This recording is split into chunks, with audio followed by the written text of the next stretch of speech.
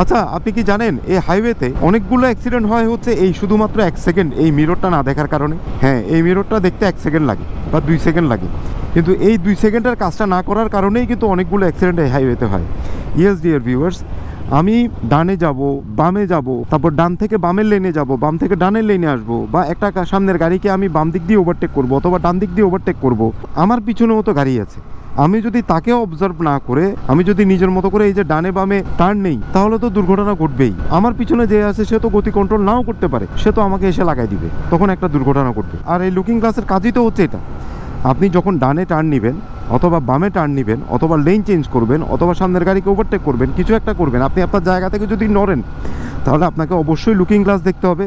Looking glass দেখে confirm হইতে হবে যে আপনার পিছনের গাড়ির কি অবস্থা আছে কিনা, কি বিষয়, তারপরে আপনি টার্ন নেবেন। আপনি ডানে বা বামে টার্ন নেওয়ার আগে অথবা লেন চেঞ্জ করার আগে অবশ্যই 3 সেকেন্ড আগে লুকিং গ্লাস দেখবেন। এখানে 3টা বিষয়, লুকিং গ্লাস দেখবেন, ইন্ডিকেটর লাইট দিবেন, তারপরে আপনি টার্ন নেবেন। আর সবসময় মাথায় রাখবেন এই লুকিং গ্লাসটা কিন্তু ফ্যাশনের জন্য নয়, এটা কাজের জন্য। সো এই ধরনের টিপস পেতে আমার চ্যানেলের সাথেই থাকুন। যারা সাবস্ক্রাইব করেন নাই, প্লিজ প্লিজ প্লিজ সাবস্ক্রাইব করে দেন। Thank you.